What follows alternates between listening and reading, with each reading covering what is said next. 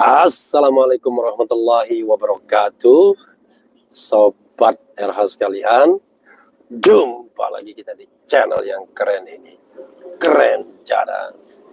Ya, Sobat RH sekalian, saya terpaksa harus bilang kasihan Anies Baswedan.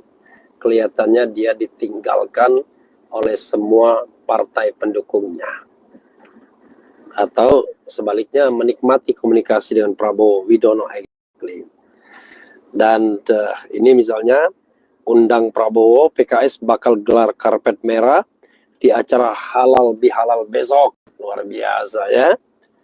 Saya kira tidak ada lagi nilainya. Kalau sekedar gerakan politik untuk menyingkirkan Jokowi tapi kemudian mengakui kecurangan, saya kira sama tidak bermoralnya ya. Kemudian ini Surya Paloh mengaku merenung lama sebelum putuskan dukung Prabowo Gibran. Nah, ini saya bikin saya ngakak ini pernyataan seperti ini.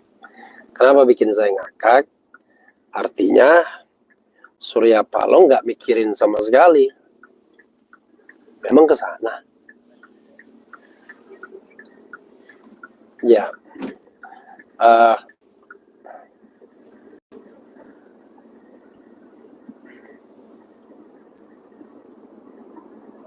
Sama sekali tidak mikirin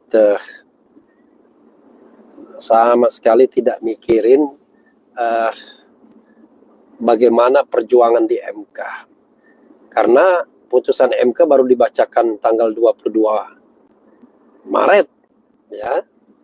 Jadi kalau misalnya dia mengatakan bahwa dia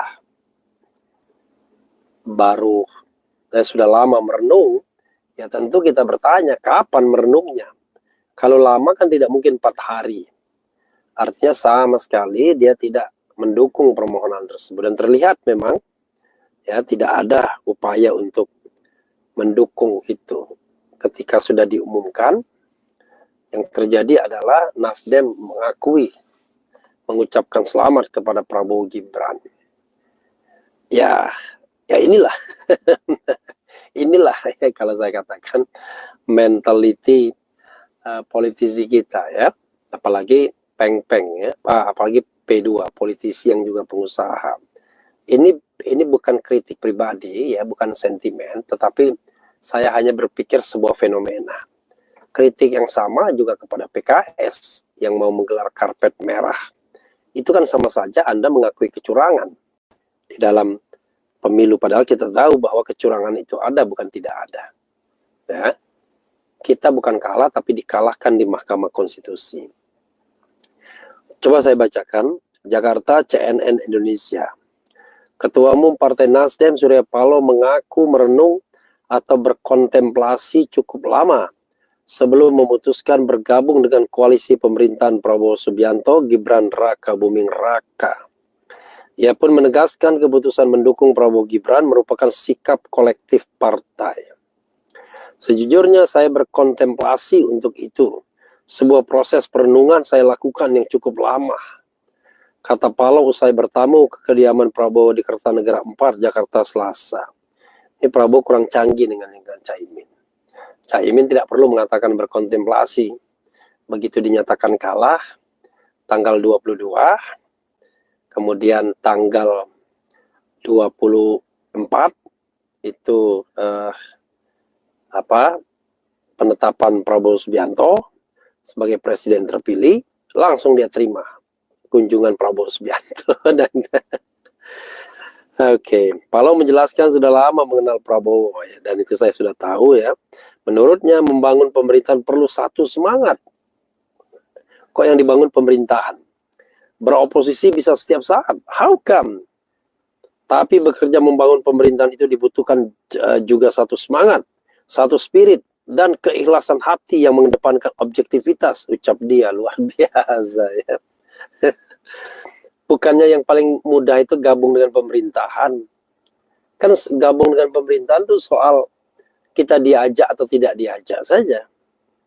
Partai Demokrat membuktikan ketika diajak, ya jalan dia. Ya, ketika ngambek dengan Surya Paloh, jalan dia. Ya.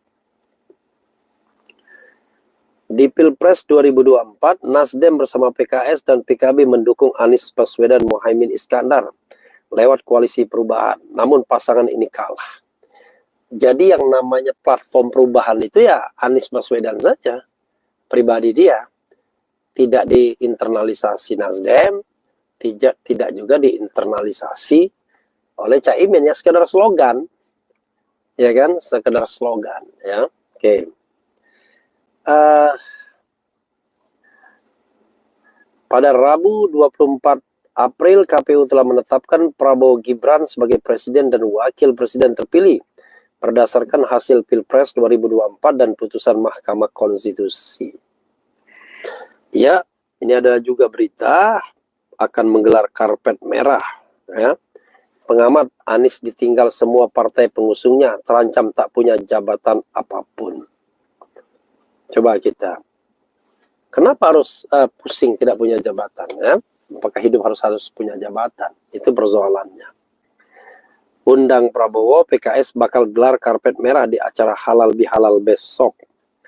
Partai Keadilan Sejahtera akan menggelar halal bihalal di kantor DPP PKS Jakarta Selatan pada Sabtu 27 April 2024. Sekretaris Jenderal PKS Abu Bakar Al-Habsyi mengatakan partainya mengundang semua partai politik dan pasangan calon presiden wakil presiden peserta Pilpres 2024 untuk datang ke agenda persamuhan tersebut.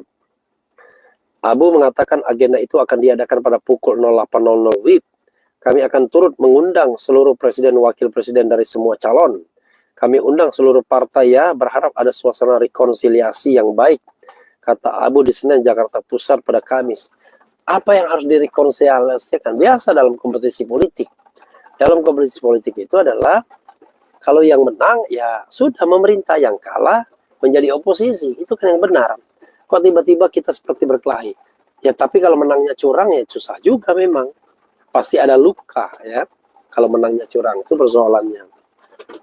Kemudian Abu juga menyatakan partainya berharap Prabowo Subianto sebagai presiden terpilih bisa hadir dalam halal bihalal tersebut.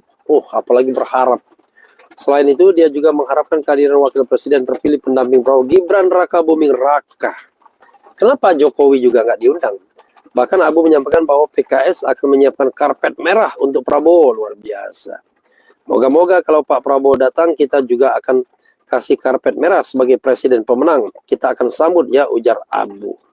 Menurut Abu, halal bihalal itu juga akan menjadi kesempatan bagi partai politik, terkhusus PKS, untuk memutuskan langkah selanjutnya setelah Pilpres. Luar biasa. Jadi setelah halal bihalal, melanjutkan.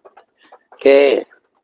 Jadi kita kumpul saja dulu di PKS besok dalam suasana yang kecil tapi mungkin romantis lah ya, ucap dia. Luar biasa ya. Saya sebagai pemilih PKS beberapa edisi terakhir menyesal juga. Itu. Kemudian, tapi kita lihat ya, persisnya seperti apa.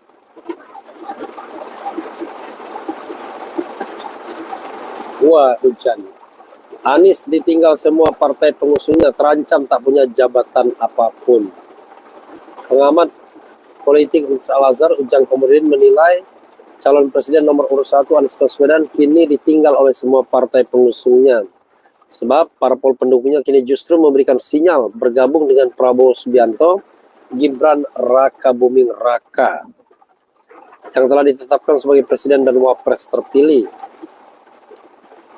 Anies ditinggalkan oleh partai pengusungnya, oleh Nasdem, ditinggalkan oleh PKB, juga oleh PKS, sama ditinggalkan, kata Ujang. Ujang mengatakan ketika ditinggalkan menjadi oposisi seorang diri, Anies bisa dipastikan tak akan memiliki jabatan apapun dalam beberapa waktu ke depan. Hal ini berdampak pada elektabilitas Anies sebagai seorang tokoh politik nasional. Tidak punya jabatan di pemerintahan, tidak punya jabatan di parpol, maka sulit bagi Anies untuk bisa eksis ke depan, kata tuturnya. Sebab pada kenyataannya Ujang menyebut para kontestan pemilihan presiden 2024 adalah orang-orang yang sebelumnya dikenal karena jabatannya. Politik di Indonesia, kata Ujang, masih berfokus pada kebijakan dan jabatan yang diemban oleh para kontestan. Ya, oke. Kita luar biasa ya.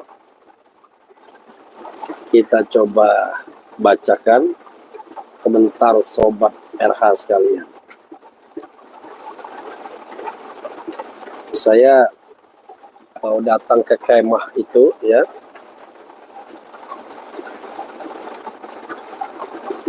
Coba kita lihat ya.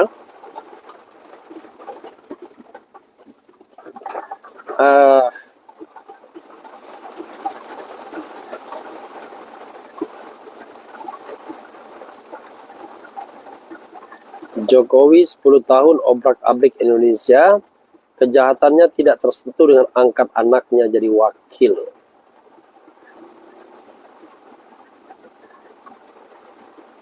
Gimana kalau Pak Anies bikin partai sendiri? Ya, ya dan tidak. Ya, tidak mudah membangun partai. Ya, PAN bertahan dengan Zulkifli Hasan dengan pragmatismenya. Padahal PAN adalah partai pionir reformasi, tapi sekarang sudah goodbye ya. Partai yang paling pragmatis malah.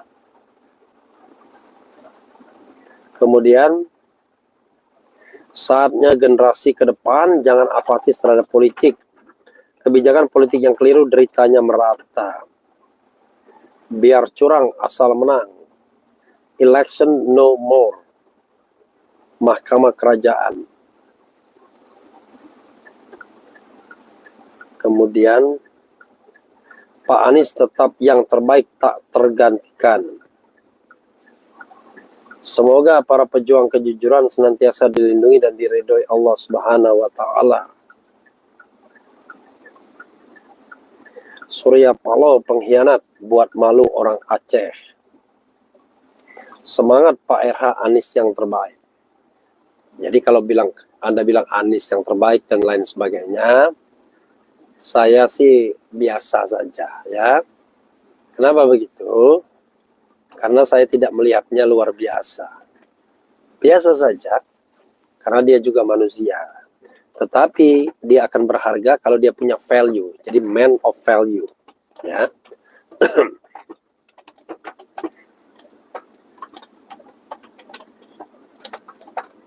Padahal SP kata Bapak Anies yang membuka pintu perubahan. Sekarang pintunya bagaimana? Sudah ditutup kembali. Pembuka pintunya sudah menutup pintu. Aku masih berkabung. Wah, berkabung. Ya. Justru Anda harus bahagia. Karena Anda berbeda dengan yang lainnya. Kan begitu. Kardus Surya Paloh. Memang zamannya orang benar pasti dikucilkan dan orang curang pasti disen Pak Anies terbaik. Kemudian jadi nanti kalau ada yang begitu-begitu lagi, saya tidak akan tolerir ya. Itu. Oh, salah. Jadi saya mau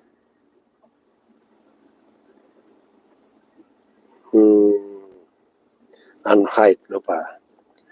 Jadi kalau ada yang aneh-aneh, kita akan ini kan ya.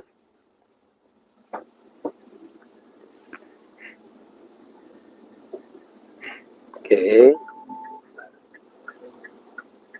Sorry, maaf. Saya terhapus ya. Fau Fajar. Oh, terhapus siapa itu? Nggak jelas ya. Oke. Jadi yang aneh-aneh kayak Nini Dekok dan lain sebagainya, saya akan hilangkan saja karena kita tidak punya waktu untuk mewakili suara perubahan, suara kejujuran, suara kelurusan ya. Banyak orang yang munafik. Semoga Pak Anies tetap pada komitmennya perubahan. Semoga Pak Anies bukan tidak mungkin akan berkiprah di tingkat internasional dan disegani di tingkat dunia walaupun ditinggal. Ya, insya Allah mudah-mudahan. Ya, insya Allah mudah-mudahan. Itu yang harus kita pahami. Ya, sobat sekalian, itu saja ya. Saya harus mengarahkan driver saya, kalau enggak nanti pusing saya kemana-mana dia. Ya, wassalamualaikum warahmatullahi wabarakatuh.